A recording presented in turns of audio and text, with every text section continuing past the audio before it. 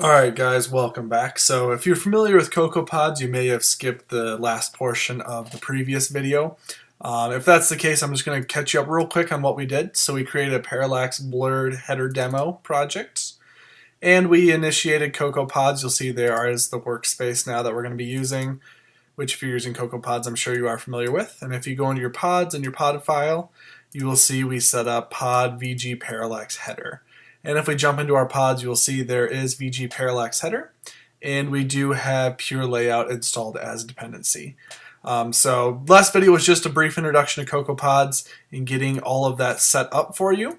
Now that we have the pieces in place from the third party, we can start to get this project, build this demo app. Okay, so the first thing we want to do is go into our project here. It is a completely empty project. Is import this little class that I made, this little helper class. So go ahead and just drag those three files in and copy the items if needed. And you will see there's a header file that's a subclass of a UI view, the implementation file, and a nib. So I'm going to give you a little tour around this nib to show you exactly what's happening. Personally, I prefer to create objects with nibs. I think it's a little bit easier to see what's going on, especially when it comes to auto layout. So if you take a look, this is a view that is a subclass of UI view. It is a JJWParallaxHeaderViewWithVisualEffect that I've defined here with the .h and the .m. This view has two subviews, an image view, which takes up the entire space. As you can see with auto layout here, there is zero space from the left, front, top, and right. And then there is a visual effects view. Now all I did was drag in a UI view, but this is subclass to a UI visual effect view. And it is given the same layout, so it's always 0 pixels away from each end. So that way it'll always be right on top of the image view. So what's going to happen is this image view is going to have our clear image that we want. Then the visual effect view is going to be a blurred version of that image. And it's going to start out with 0 opacity, but as it moves up, it's going to become more and more opaque. So when you're at the top, you have a fully blurred image, but as you go down, you have a less and less blurred image. Okay, then if you look at this view and its outlets, there are two connections. There's the image view reference there and the visual effect view. And that's really all there is to that. So let's take a quick look at the implementation file. You'll see there are two methods defined, the first of which is a class method. And all this does is let us instantiate one of these views in the nib file from a nib with an image. We're going to pass in an image, and this is the image we want to blur. And then we'll decide what kind of blur effect style we want. And if you take a look at this blur effect style, you see there's extra light, light, and dark. And you can play around with those and see which one you like. Personally, I like the light for the styles I've been going for. So the first thing we do is we load an array of views from our bundle. So our main bundle, we load nib name with our class name, and these both have the same name, so we'll always get the right one here when we call self class. You can see there's no owner and there's no options, and we're saying that JJWParallaxHeaderView with visual effects, we're calling header view, is this array here, the first object.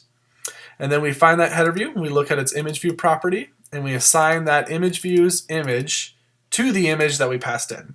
So when we instantiate one of these with that method, this image view's image will be the image that we pass in. And then we say if there is a blur effect style, you can pass nil in here. We say header view add blur effect with style, and we pass in the style that's passed in. And this little method that lets us add blur effect with style makes a UI visual effect, we're going to call blur effect, and it is a blur effect with the style that we pass in. And then all we say is, hey, self.visualEffectsView, so in our nib, the visual effects view right here, we say our effect is that blur effect. And that's really all there is to it. It's more of a convenience more than anything, but you'll see that it'll really cut down the amount of code we have to use in the views controller, and it is pretty handy. Okay, so the next thing we want to do is we've imported that helper class, is we want to import our image. Go ahead and drop that in. We'll go copy if needed, so we can access that nice little image there. And then lastly, we want to go into our VGA parallax header, and then in our .h, we're going to take a look at the .h version UIScrollView+VGParallaxHeader. This version that's linked in the description has a few subtle changes that I made, so all of this was written by a third party. So none of this is my code, but I just made a few small tweaks that let us add the blur effect. So all we need to do is just grab all this in my version, grab all this in the original, and then paste it, and you will have to unlock it. And the only thing I added is a property to this parallax header object, a visual effects view, so we'll have a reference to that, and then a new method here that goes set parallax header view. Everything's the same, we just pass in a visual effects view. So the visual effects view we pass in will get assigned to the property visual effects we have here. So that's all that's changed in the header. If we take a look at the implementation, let's do the same thing. Pop that open, grab my version, copy it, and then grab the original and paste it. Unlock it once again. And there's only a few modifications, the first of which is we implemented that method that I declared.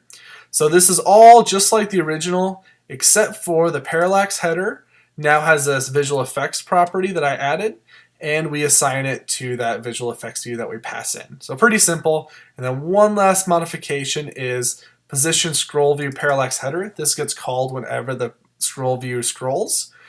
The only thing I added is if our parallax header has a visual effects view, it may not, we take the visual effects view frame and we make it new rect. So if you look at our parallax header.frame is new rect, while our parallax header.visualEffectsView.frame is new rect. So the visual effect will always be exactly where the parallax header frame is. So it'll be right on top of it.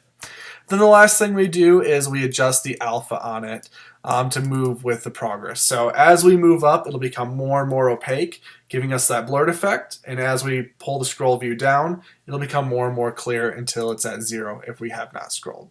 So that's the only modifications I've added. This is a quick and dirty way of doing it. I do have a version where I've implemented this much more cleanly in a better way. I'm going to push up a pull request on GitHub, and hopefully you can get that merged into master if the owner's willing. But this is just a quick and easy way to get that effect. So, all right, now that we have all the pieces, let's start putting it together. So the first thing we want to do is make our layout. So let's jump into our main storyboard, and we want to go ahead and add in a scroll view. So we'll just find a scroll view, drop that in and get it to line up to the full content of our view controller. And we're going to lay that out so it's always 0 pixels away from all the sides of the view controller. Okay, the next thing we want to do is have a view that'll be our content view inside of that scroll view. So we're going to just look for a generic view. We will drag in that view and make it the full size once again. And the first thing I'm going to do is just to make it really obvious what this view is I'm going to rename that here and give that a label of content view. Okay, so anything that wants to be scrolled will be a subview of this content view. Okay, so let's lay that one out. So we want its edges to always be 0 pixels away from the edges of the scroll view. But that's not enough constraints because the content view can be a different size than the scroll view. The whole point is your content view is bigger than your scroll view and you scroll around to see all the content. So the way we express that is we right click and drag from the content view to our main view and we go equal widths. This will mean our content view will always be the same width as our view controller's view. And then we got to give it a height. So we just on itself on content view, we give it a height constraint. And let's modify that height constraint. So let's go ahead, instead of being 600, which it defaults to, let's make that 800 so it will scroll very nicely. Okay, and the last thing I want to do in this file here is go to our view controller's view and give that a background color of something dark, so that way we can tell we are scrolling. Okay, so let's build and run that real quick, make sure everything is compiling correctly and working as we expect. We are done with these files here, so I'm going to scoot this over to make some more room. And you can see we have a very boring white view, but it is scrolling, and you can see the black view behind it as we pull down. So the next step is just to throw a nice header image up there, and that's actually pretty simple. So the first thing we want to do is go to our viewcontroller.m file, and let's go ahead and import the files we're going to need. So I'll just copy and paste those. And you'll see we do have access to this UIScrollView category called VGParallaxHeader. That's the file we actually modified down here, so we can call some extra methods on UIScrollView. And then we have an import for this class, this helper class I made called JJWParallaxHeaderViewWithVisualEffect.h. Okay, the next thing we need to do is create a reference to the scroll view we added in Interface Builder. So we just make a property that is strong and non-atomic, that's an IB outlet, to a UIScrollView. So let's jump back to our storyboard and connect that. So we just go to our view controller, go to outlets and look for scroll view, and then we just drag over to our scroll view so we can now modify that scroll view in code. Okay, the next thing I'm going to do is declare that our view controller will conform to the UIScrollView delegate protocol. And I'm going to go ahead and make a method here called configureScrollView. So we can start modifying that scroll view and getting it tweaked up just the way we want it. And then as soon as the view loaded after super view did load, I'm going to call self configure scroll view. So this will happen as soon as the view loads. Okay, so the first thing we want to configure on the scroll view is this delegate property. So let's go self.scrollView.delegate equals self. This way we'll start getting delegate callbacks on different events. And the event we want to get is scroll view did scroll. So let's go void and scroll view did scroll.